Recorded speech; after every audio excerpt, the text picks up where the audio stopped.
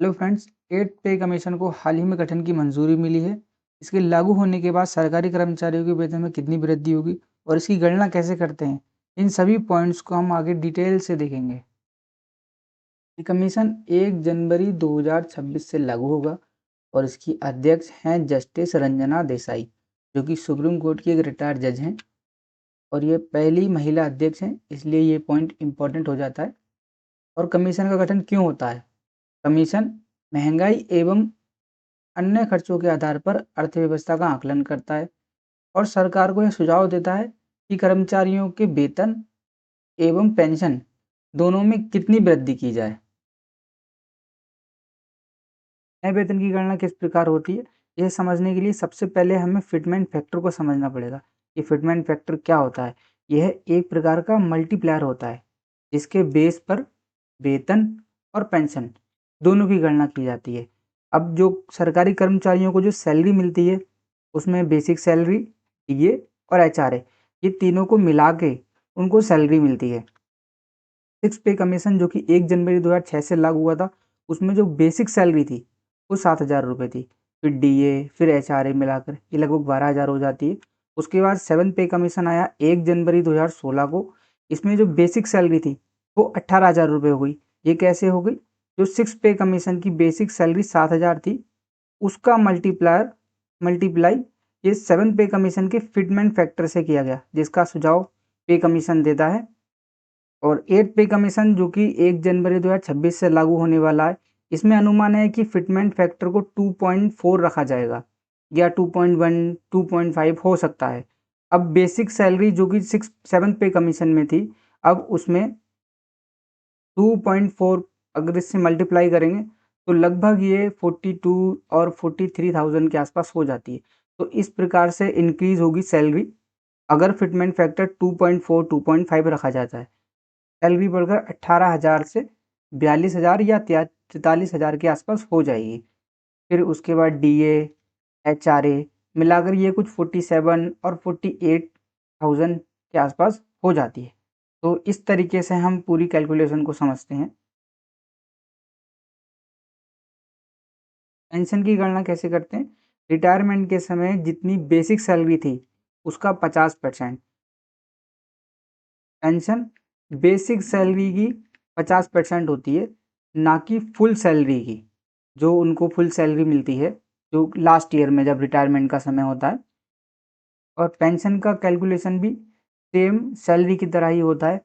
जो fitment factor वहाँ था वही फिटमेंट फैक्टर यहाँ पर लागू होगा।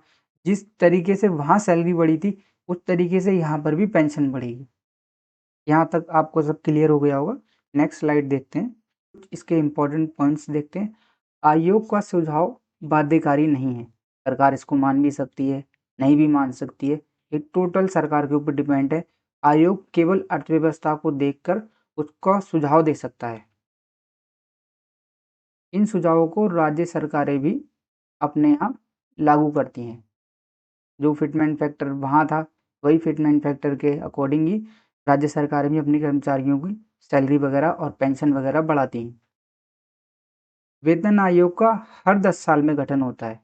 हर 10 साल में वेतन आयोग का गठन होता है, जैसे कि हमने 2006 में देखा, फिर उसके बाद 2010, फिर 2026, अब उससे जो अगला आएगा वो 2036 में आएगा। और आयोग 18 महीने के अंदर सरकार को अपनी रिपोर्ट देता है। फिर वेतन आयोग के सुझाव लागू होने के बाद क्या बदलाव हो सकते हैं? पहला है फिटमेंट फैक्टर, जो कि 7 पे कमीशन में 2.57 था, ये बढ़कर 2.8 तक जा सकता है, इसका अनुमान है। दूसरा, बेसिक सैलरी जो 7 पे कमीशन में 18,000 रुपये थी, ये बढ़कर 43,000 तक हो सकती है। और 7 पे कमीशन जो कि 1 जनवरी 2016 से लागू हुआ और 8 पे कमीशन जो कि 1 जनवरी 2026 से लागू होना है। और एक्चुअल मिला कब से? 2018 से। लागू 2016 में हुआ, मिला 2018 से। इस 2 साल तक नई सैलरी नहीं मिली। नई सैलरी 2016 से मिलनी थी लेकिन वो मिली 2018 में। तो 2 साल तक का जो अमाउंट था उसको बोलते हैं एरियर। सरकार एरियर को जब नया वेतन मिलना चालू होता है वहीं से 1 महीने या 2 महीने के अंदर दे देती है। जितना भी एरियर 2 साल का बना था, जितना भी नया अमाउंट बना था, लेकिन 2016 से लेके 2018 तक जो भी अमाउंट बना था, वो सरकार ने नहीं दिया, बल्कि 2018 से 1 जनवरी 2018 से नया वेतन ही मिला कर्मचारियों को। 8th पे कमीशन जो कि 1 जनवरी 2026 से लागू हो रहा है, इसका मतलब ये नहीं कि 1 जनवरी से ही इनकी सैलरी बढ़ जाएगी, बल्कि अभी आयोग का गठन हुआ है, वो 18 महीने में अपनी रिपोर्ट देगा सरकार को, फिर सरकार उस पे संज्ञान लेगी, उसके बाद कहीं जाके नया वेतन मिलेगा। अनुमान है कि ये 2027 के अंत तक का काम पूरा हो जाएगा और 1 जनवरी 2028 से ये नया वेतन मिलना शुरू होगा। पूर्व में गठित वेतन आयोग, फर्स्ट पे कमीशन 1946, पहला जो वेतन आयोग था वो 1946 में बना और इसके अध्यक्ष थे श्रीनिवास भरताचार्य।